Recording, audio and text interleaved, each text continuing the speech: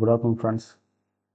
நம்மளோட டெலிகிராம் சேனலில் இப்போது ஒரு paid test batch for MRP pharmacist Tamil eligibility test போயிட்டுருக்கு. அதோட ஒரு டெஸ்ட்டோட டெமோ வீடியோ இப்போ பார்க்கலாம். 6th ஸ்டாண்டர்டு தொகுதி 1, அதாவது பருவம் 1, அதில் உள்ள ஃபுல் புக்கு, அதில் இருக்க எல்லா கொஷின்ஸ் நம்ம இது பண்ணியிருக்கோம். அதை அப்படி பார்ப்போம் நம்ம இப்போ. ஃபஸ்ட்டு கொஸ்டின், பாரதிதாசனின் இயற்பெயர். பாரதிதாசனின் இயற்பெயர் கனக சுப்புரத்தினம். கனக சுப்புரத்தினம் தான் அவரோட இயற்பெயர். புரட்சிக்கவி என்று போற்றப்படுபவர் பாரதிதாசன். புரட்சிக்கவி என்று போற்றப்படுபவர் பாரதிதாசன். இது பாருங்கள், பாரதிதாசன் கவிதைகளில் முதன்மை நோக்கம் அல்லாதது எது? முதன்மை நோக்கம் அவருக்கு பெண் கல்வி, கைம்பெண் மறுமணம், பொது உடைமை, இது எல்லாமே இருந்துச்சு. இந்திய சுதந்திர போராட்டம் அப்படிங்கிறது அவரோட இதில் வந்து முதன்மை நோக்கமாக இல்லை. இதே பாரதியார் எடுத்துட்டோம்னா இது எல்லாமே இருக்கும். ப்ளஸ் வந்து சுதந்திர போராட்டத்தையும் ஒரு முதன்மையாக எடுத்து தான் இது பண்ணியிருப்பார். சரிங்களா? அடுத்து பாருங்கள், தமிழே உயிரே வணக்கம், தாய்ப்பிள்ளை உறவமா உனக்கும் இணக்கம் என்ற பாடலை எழுதியவர் யார்? யார் எழுதினார் அப்படின்னு பார்த்தோம்னா இது காசி ஆனந்தன். அவர் தான் இந்த பாடலை எழுதியவர். அடுத்து பார்க்கலாம், பொறுத்துக. இந்த பாரதிதாசனோட பாடல் தமிழுக்கும் அமுதென்று பேர், அந்த பாடலோட எதை கூட ஒப்பிட்டிருக்காரு அவர் அப்படிங்கிற மாதிரி ஒரு பொறுத்துக அந்த பாடல்லேருந்து எடுத்து கேட்டிருக்காங்க. பாருங்கள், விளைவுக்கு நீர், அறிவுக்கு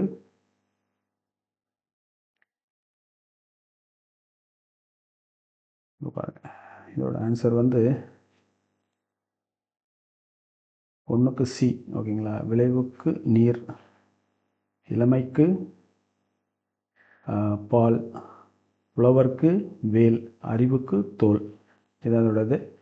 அடுத்து பாருங்கள், கனிச்சாறு என்ற நூலை எழுதியவர் யார்? கனிச்சாறு என்ற நூலை எழுதியவர் வந்து பாவலரேறு பெருஞ்சித்திரனார். பாவலரேறு பெருஞ்சித்திரனார் தான் கனிச்சாறு அப்படிங்கிற நூலை எழுதினவர்.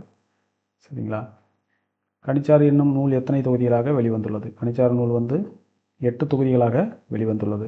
8 தொகுதிகளாக வெளிவந்துள்ளது கனிச்சாறு என்னும் நூல். அடுத்த கேள்வி, பெருஞ்சித்திரனாரின் நூல்களில் அல்லாதது எது? ஒரு கனிச்சாறு, கொய்யாக்கனி, நூறாசிரியம், இதெல்லாம் அவரோட நூல். குடும்ப விளக்கு வந்து பாரதிதாசனோட நூல். ஒரு இது பண்ணி மிக்ஸ் பண்ணி கொடுத்துருக்காங்க. இல்லாத நூல் வந்து குடும்ப விளக்கு. சரிங்களா? பாடல் வரிகளில் முதல் எழுத்து ஒன்று போல வருவது மற்றும் இரண்டாம் எழுத்து ஒன்று போல வருவது முறையே. முதல் எழுத்து ஒன்று போல வந்தால் அது வந்து மோனை, இரண்டாம் எழுத்து ஒன்று போல வந்தால் அது எதுகை. சரிங்களா? இதுதான் அதுக்கு ஆன்சர்.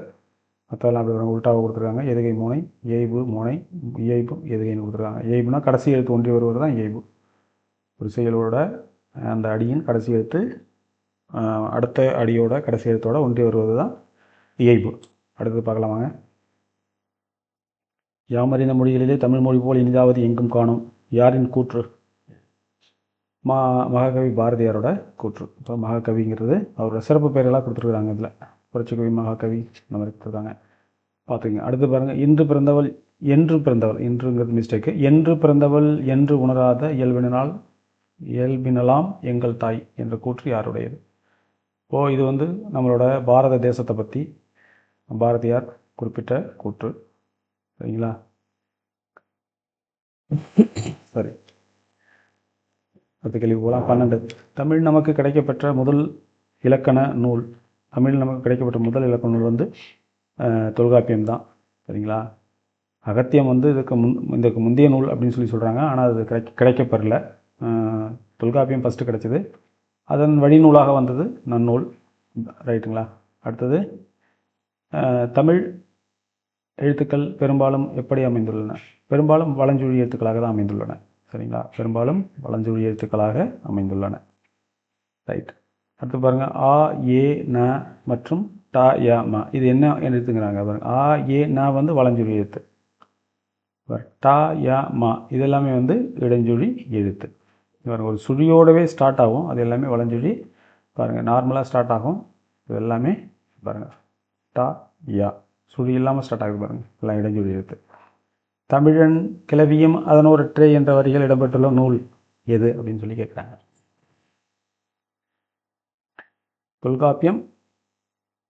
அந்த வரி இடம்பெற்ற நூல் வந்து தமிழன் கிளவியும் அதனோரற்றே என்ற வரிகள் இடம்பெற்ற நூல் வந்து தொல்காப்பியம். சரிங்களா? ரைட். அடுத்து பாருங்கள், தமிழ் என்ற வார்த்தை முதலில் ஆளப்பட்ட இலக்கியம் எது? தமிழ் அப்படிங்கிற வார்த்தை இதில் ஆளப்பட்டது அப்படின்னு பார்த்தோம்னா ஓகே, தொல்காப்பியத்தில் தான் தமிழுங்கிற வார்த்தை முதலில் ஆளப்பட்டிருக்கிறது. அதுக்கடுத்தது வந்து இமிழ்கடல் வேலியை தமிழ்நாடு ஆக்கிய இது நீ கருத்தினை ஆயின் என்ற வரியில் இடம்பெற்ற நூல். சரிங்களா? மணிமேகலை, குண்டலகேசி, சிவக சிந்தாமணி, சிலப்பதிகாரம். சிலப்பதிகாரம், ரைட். சிலப்பதிகாரம் தான் இதுக்கு ஆன்சர். இமிழ்கடல் வேலியை தமிழ்நாடு ஆக்கிய இது நீ கருத்தினை ஆயின் என்ற வரியில் இடம்பெற்ற நூல் சிலப்பதிகாரம். அடுத்து பாருங்க, தொல்காப்பியம் மற்றும் நன்னூல் எவ்வகை நூல்கள்? அது முக்கியமாக வந்து அது இலக்கண நூல்கள் தான். அது சரிங்களா? முக்கியமாக இலக்கண நூல்கள் தான். முதன்மையாக பார்த்தோம்னா அது இலக்கண நூல். ஆனால் தொல்காப்பியத்தில் பொருள் அதிகாரத்தில் தமிழர்களோட அகம்புறம் ஆகிய வாழ்வியல் முறைகளை பற்றியும் குறிப்பிட்டிருக்குது. அது வந்து ஒரு ஒரு ஒரு கணிசமான அளவு இலக்கிய நூலோட தோற்றத்தையும் அது கொடுக்குது. ஆனால் இதோட முதன்மை நோக்கம் வந்து இலக்கணம் தான். சரிங்களா? அடுத்தது பார்க்கலாம்.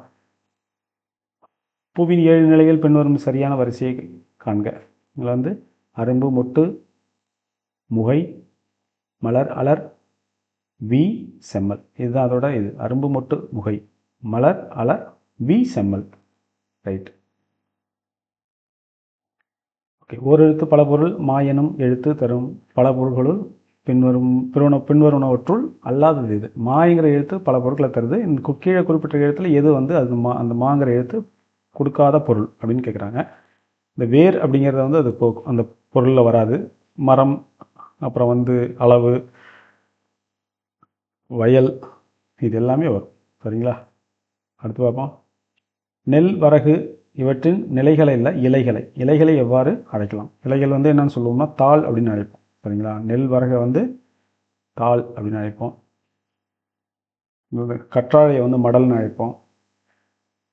இப்போ பனை மரத்தோட இலையை வந்து ஓலைன்னு அழைப்போம். சரிங்களா? இந்த கொத்தமல்லி இந்த மாதிரி உள்ளதெல்லாம் தழைன்னு அழைப்போம். அது ஒவ்வொன்றும் அந்த மாதிரி வகைப்படுத்திருக்காங்க. அதை பார்த்துக்கோம். கா, உ, இந்த தமிழ் எழுத்துக்கள் எண்கள் எழுதுவோம் இல்லைங்களா? தமிழ் எழுத்து முறையில் எண்கள் எழுதுவோம். இது வந்து என்ன எழுத்துன்னு கேட்குறாங்க. இது வந்து 1, இது 2, இது 7, இது வந்து 9. ஓகேங்களா? 1, 2, 7, 9 இதுதான் அதோட ஆன்சர். சரிங்களா? அடுத்து பாருங்கள். வேளாண்மை என்னும் சொல் முதன்முறையில் இடம்பெற்ற நூல் எது? வேளாண்மை எதில் முதன்முறையில் இடம்பெற்றது? குறுந்தொகை, புறநானூறு, அகநானூறு, கலித்துறை. இது வந்து குறுந்தொகை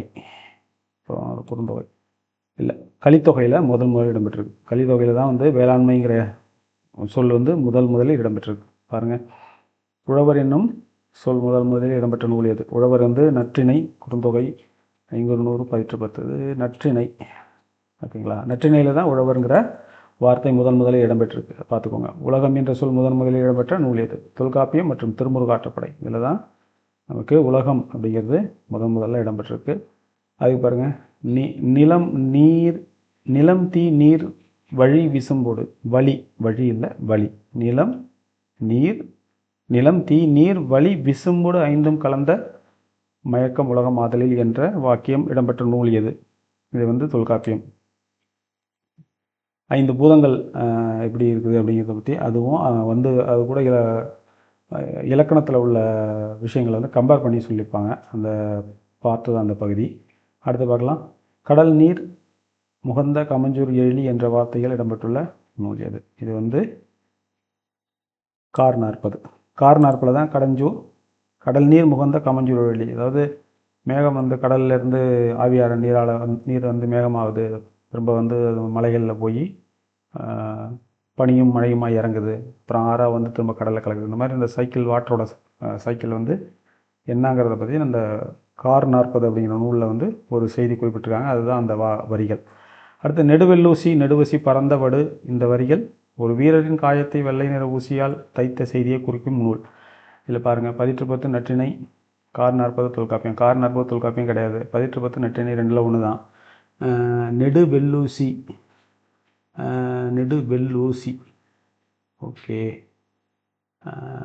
10 தான். சரிங்களா? அடுத்தது. கோட்சுர எரிந்தன்ன சுருங்கிய நரம்பின் முடிமுதிர் வரதவர் என்ற வரிகள் மூலம் சுறாமீன் தாக்கியதால் ஏற்பட்ட புண்ணை நரம்பினால் தைத்த செய்தியை கூறும் நூல். பாருங்கள். இந்த நரம்பு அப்படிங்கிறத வச்சு இந்த நற்றிணைங்கிறத ஞாபகம் வச்சுக்கலாம். அதுதான் அப்படி ஞாபகம் வச்சுங்க. நரம்பு, நற்றிணை. நரம்புங்க வராமல் ஊசி அப்படிங்கிறது வந்ததுன்னா அது வந்து 10 அப்படி ஞாபகம் வச்சுக்கோங்க. 2 இந்த புண்ணை வந்து ஊசியால் தைத்த கதை அதை வந்து சொல்லக்கூடியது 2 நூல் தான். ஒன்று நற்றிணை, இன்னொன்று ஐங்குறு நூறு. ஒரு நிமிஷம், பதிற்று பத்து, சாரி, பதிற்று பத்து. பதிற்று பத்து அப்படின்னா வந்து நமக்கு அது ஊசி பற்றி சொல்லும். இது வந்து நமக்கு நரம்பை பற்றி சொல்லும். நரம்பினால் தைத்தது நற்றிணை. சரிங்களா, அப்படியே ஞாபகம் வச்சுக்கோங்க. அடுத்தது, தொலைவில் உள்ள பொருளை அதன் உருவத்தை அருகில் தோன்றச் செய்ய முடியும் என்று நிறுவிய கலிலியோவின் இக்கருத்து எந்த தமிழ் நூலில் இருக்குது? வந்து திருவள்ளுவ மாலையில் இருக்குது. திருவள்ளுவ மாலை கபிலர் எழுதினார். திருவள்ளுவ மாலை எதை பற்றி எழுதப்பட்டது? திருக்குறள். அதை போற்றி புகழ்ந்து எழுதப்பட்ட நூல் தான் திருவள்ளுவ மாலை. கபிலருங்கிற புலவர் அதை எழுதினார். சரிங்களா, அதில் இந்த செய்தி குறிப்பிட்டிருப்பட்டிருக்கு. அடுத்தது பார்க்கலாம். திணையளவு போதா சிறுபுணல் நீண்ட பனையளவு காட்டும் என்ற வரிகள் இடம்பெற்றுள்ள நூல் எது? அது திருவள்ளுவ மாலை. இப்போ மேலே சொன்னோம்ல ஒரு செய்தி, அந்த செய்தி தான் அந்த வரிகள். தொலைவில் உள்ள பொருளை கிட்ட காட்டுது. ஒரு சின்ன பனித்துளியில் தூரத்தில் இருக்க ஒரு ஒரு ஒரு ஒரு பொருளை வந்து பனைமரம் அளவை கூட அதில் காட்டும். அந்த சின்னதாக அந்த உருவத்தை வந்து அதில் காட்டும். அதுதான் அந்த வரிகள். இது வந்து திருவள்ளுவ மாலை என்ற நூலில் வர்ற வரி தான் அது. அடுத்தது, தமிழ் மொழியின் இலக்கணம் எத்தனை வகைப்படும்? தமிழ் மொழி இலக்கணம் எத்தனை வகைப்படுங்க? 5 வகைப்படும், 6 வகைப்படும், 4 வகைப்படும், 3 வகைப்படும். எழுத்து, சொல், பொருள், யாப்பு, அணி. 5 வகையா? 5 வகைப்படும். சரிங்களா. அடுத்தது, குறில் நெடில் எழுத்துக்கள், குறில் எழுத்து, நெறில் எழுத்து, மெய்யெழுத்து இவைகளின் ஒலிக்கும் மாத்திரை அளவு முறையே. குறில் எழுத்து 1 மாத்திரை, நெடில் எழுத்து 2 மாத்திரை, மெய்யெழுத்து வந்து அரை மாத்திரை. சரிங்களா, 1, 2, அரை. இதுதான் அதுக்கு ஆன்சர். 0.5ன்னு போட்டுருவோம் அரைக்கு பதிலாக. ரைட். சரிங்களா. அடுத்து பாருங்கள். புலனம் என்னும் சொல் எதை குறிக்கிறது? சர்ச் என்ஜின், வாய்ஸ் சர்ச், ஆப்பு, வாட்ஸ்அப். வாட்ஸ்அப் தான் புலனம். சரிங்களா, வாட்ஸ்அப் தான் புலனம். சர்ச் என்ஜின்னா என்னதுங்க? தேடுபொறி. வாய்ஸ் சர்ச்சுங்கிறது குரல் தேடல். ஆப்புனா என்னன்னு தெரியுங்க? ஆப்புனா அப்ளிகேஷன் என்ன தமிழில்? பாருங்கள், பார்த்துட்டு கமெண்டில் சொல்லுங்கள். ரைட்டு. அடுத்து வந்து பொறுத்துகளை வந்து அழினா என்னதுங்க? கருணை. நாம நீர், அச்சம் தரும் கடல். திகிரி, ஆணை சக்கரம். மேரு, இமயமலை. சரிங்களா, அதான் அதோடது. அடுத்த கேள்வி போகலாம். 37. தமிழ் காப்பியம் மற்றும் குடிமக்கள் காப்பியம் என்று முத்தமிழ் காப்பியம் மற்றும் குடிமக்கள் காப்பியம் என்று அழைக்கப்படும் காப்பியம் எது? பாருங்கள், சிலப்பதிகாரம் தான் அந்த சிறப்பு பெயர்களுக்கு உரிய காப்பியம். முத்தமிழ் காப்பியம், குடிமக்கள் காப்பியம். இரட்டை காப்பியம் என்று அழைக்கப்படும் நூல்கள் எது? சீவக சிந்தாமணி, சிலப்பதிகாரம், மணிமேகலை. சிலப்பதிகாரம், மணிமேகலை தான் இரட்டை காப்பியம். வளையாபதி, குண்டலகேசி, திருக்குறள், தொல்காப்பியம் அதெல்லாம் கிடையாது. ஒரே ஒரு இரட்டை காப்பியம் தான் இருக்குது. அது வந்து சிலப்பதிகாரம், மணிமேகலை தான் இரட்டை காப்பியம். அடுத்தது, பொற்கோட்டு என்னும் சொல்லை பிரித்து எழுத கிடைப்பது என்னங்க? சின்ன இது பாருங்கள், மெல்லின நா, பொன்கோட்டு. இதுதாங்க அதோட ஆன்சர். இது தப்பாக கொடுத்துருக்கு. இது ஆன்சர் இல்லை, இதுதான் அதுக்கு ஆன்சர். இதை மாற்றிடுவோம். Right, ton. அடுத்து பார்க்கலாம். வெண்குடை என்ற சொல்லை பிரித்து எழுதக்கூடிய கிடைப்பது என்னதுங்க? வெண்குடைங்களா, இந்த இடத்துல மை இருக்கு, வெண்மை குடை அப்படி தான் வரும். அது வெண்குடைனா வெண்மை குடைங்களா. ரைட். அடுத்து பார்க்கலாம். 40. பாரதியாருக்கு பாரதி எனும் பட்டம் வழங்கியவர் யார்? எட்டயபுரம் மன்னர் தான் வந்து பாரதியாருக்கு பாரதி என்ற பட்டம் வழங்கியது. சரிங்களா. அடுத்த கேள்வி பாருங்க. கீழ்காணும் நூல்களில் பாரதியாரால் இயற்றப்படாத நூல் எது? பாஞ்சாலி சபதம் அவர் தான் எழுதினார். கண்ணன் பாட்டு அவர் தான். குயில் பாட்டு அவர் தான். உயிர் ஓவியம் அப்படின்னு ஒரு நூல் இல்லை, அவர் எழுதவும் இல்லை. சரிங்களா. அடுத்த கேள்வி போகலாம். சார்பெழுத்துக்கள் எத்தனை வகைப்படும்? சார்பெழுத்துக்கள் வந்து 10 வகைப்படுங்க. சார்பெழுத்துக்கள் 10 வகைப்படும். சரிங்களா. ஓகே. அடுத்தது, கிளைமேட் என்பதின் தமிழ் வடிவம் என்ன? ஓகேங்களா. வெதர்னா வானிலைங்க. வெதர்னா வானிலை. அப்படியே அந்த வி அப்படி வச்சுக்கோங்க. டபிள்யூ அது ஆக்சுவலாக வெதர், வானிலை. அது அந்த இதில் வச்சுக்கோங்க. தட்பவெப்பம்னா நமக்கு கிளைமேட்டுங்க. கிளைமேட்னா தட்பவெப்பம். வெதர்னா வானிலை, தட்பவெப்பம்னா கிளைமேட். ரைட்டுங்களா. அடுத்து போகலாம். ஷாங்க்டுவரி அப்படின்னா என்னங்க? அதோட தமிழ் வடிவம் என்னங்க? என்னது? இங்கே இருக்கு பாருங்க, புகலிடம். இதான் அதோட தமிழ் வடிவம். புகலிடத்து தான் ஷாங்க்சுவரி அப்படின்றாங்க. அதுக்கு அடுத்து பார்ப்போம். திருக்குறள் எவ்வகை நூல்? திருக்குறள் எவ்வகை நூலுங்க? 14 கீழ்கணக்கு நூல். அறநூல்கள் எல்லாமே 14 கீழ்கணக்கு நூல் தான்.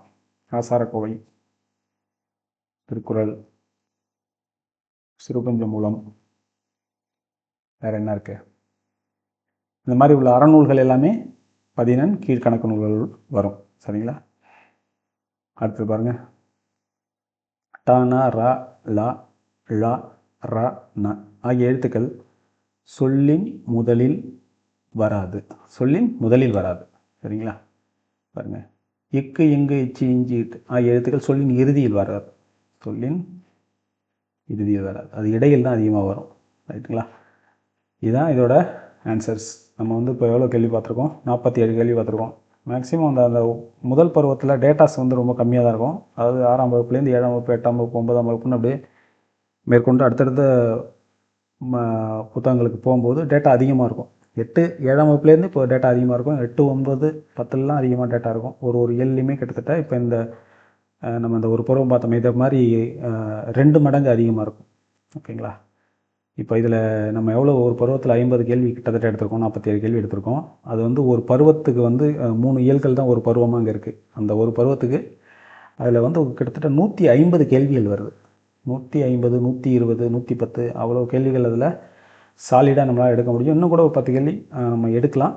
அந்தளவுக்கு அதில் டேட்டாஸ் வந்து இருக்குது. ஸோ இதுதான் டெஸ்ட்டு. பாருங்கள், இந்த டெஸ்ட்டை நீங்கள் ப்ராக்டிஸ் பண்ணும்போது உங்களுக்கு வந்து படித்ததை வந்து உங்களுக்கு ரீகால் பண்ணுறதுக்கு ஈஸியாக இருக்கும். நீங்கள் மறக்க மாட்டீங்க. எக்ஸாமில் போனோடனே குயிக்காக நீங்கள் ஆன்சர் பண்ணலாம். ஓகேங்களா? உங்களுக்கு தெரிஞ்ச விஷயத்தை யோசித்து மிஸ்டேக்காக போட்டுறவும் கூடாது, லேட்டாகவும் ஆகிடக்கூடாது. ஸோ அந்த 2 விஷயத்தையுமே இது வந்து சரி பண்ணும், இந்த டெஸ்ட் ப்ராக்டிஸுங்கிறது. நம்மக்கிட்ட இப்போ டெஸ்ட்டு போயிட்டுருக்கு. தேவைப்படுற நண்பர்கள் நீங்கள் டிஸ்கிரிப்ஷனில் இருக்க நம்பருக்கு மெசேஜ் பண்ணுங்கள். மெசேஜ் பண்ணிவிட்டு டெஸ்ட் பேட்சில் ஜாயின் பண்ணணும் தமிழ் எலிஜிபிலிட்டி டெஸ்ட்டில் அப்படின்னு சொல்லிட்டு மெசேஜ் பண்ணுங்கள். நெக்ஸ்ட்டு பேமெண்ட் பண்ணுங்கள். 400 ருபீஸ் பேமெண்ட் பண்ணிவிட்டு ஸ்க்ரீன்ஷாட் அனுப்பி விடுங்க. இமீடியட்டாக டெலிகிராம் சேனலில் உங்கள் நம்பரை ஆட் பண்ணிக்குவோம். ஆட் பண்ணோடனே நீங்கள் டெஸ்ட் எழுத ஆரம்பிக்கலாம். டெஸ்ட் எழுதுறது வந்து உங்களோட டைம் டேபிள் பிரகாரம் நீங்கள் எழுதலாம். நீங்கள் வந்து 15 டேஸ் டைம் டேபிள் போட்டுங்க. டெய்லி 3 இயல்கள் முடிங்க. ஒரு 2 ஹவர்ஸ் 3 ஹவர்ஸ் ஆகும் 3 இயல்கள் முடிக்கிறதுக்கு மேக்ஸிமம். உட்காந்து பொறுமையாக படிச்சுட்டு டெஸ்ட் எழுதுங்க. அரௌண்டு 50 to 60% மார்க் நீங்கள் எடுக்கிறீங்க அப்படின்னாலே ஓகே. அது வந்து நம்மளோட எம்ஆர்பி ஃபார்மசிஸ்ட்டில் வர்ற எலிஜிபிலிட்டி டெஸ்ட்டை கிளியர் பண்ணுறதுக்கு அது போதும். 50-60% மார்க் இந்த டெஸ்ட்டில் நீங்கள் எடுக்கிறீங்கன்னா உங்களுக்கு தாராளமாக போதும். இந்த கொஷின்ஸை மீறி வெளியிலேருந்து கொஷின் வரதுக்கு வாய்ப்பே இல்லை. இதுக்குள்ளே தான் அவங்க எடுப்பாங்க. அந்த அளவுக்கு நம்ம மேக்ஸிமம் எவ்வளோ கொஷின்ஸ் எடுக்க முடியுமோ எடுத்திருக்கோம். அடுத்தடுத்த இயல்களை நீங்கள் பார்க்கும்போது உங்களுக்கு தெரியும், நிறைய கொஷின்ஸ் அதில் வந்து உங்களுக்கு லைன் பை லைனாக எடுத்திருப்போம். நிறையா உங்களுக்கு டேட்டா இருக்கிறதுனால உங்களுக்கு நிறைய கொஷின்ஸ் அவைலபிலிட்டியாக இருக்கும். நீங்கள் எவ்வளோ தூரம் ப்ராக்டிஸ் பண்ணுறீங்களோ அவ்வளோ தூரம் உங்களுக்கு நல்லது. டைம் சேவ் ஆகும்.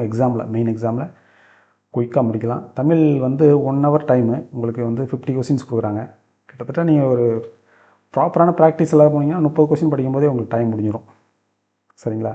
மீதி இருக்கிற 20 கொஷினை நீங்கள் வந்து குயிக்காக படிக்கவும் முடியாது, அதை சரியாக உங்களை அனலைஸ் பண்ணி போடவும் முடியாது. அதில் மிஸ்டேக் ஆகி போச்சுன்னா அப்புறம் அது வந்து ஒரு பெரிய ட்ராபேக்காக போயிடும். ஸோ கான்சன்ட்ரேட் பண்ணுங்கள், படிங்க.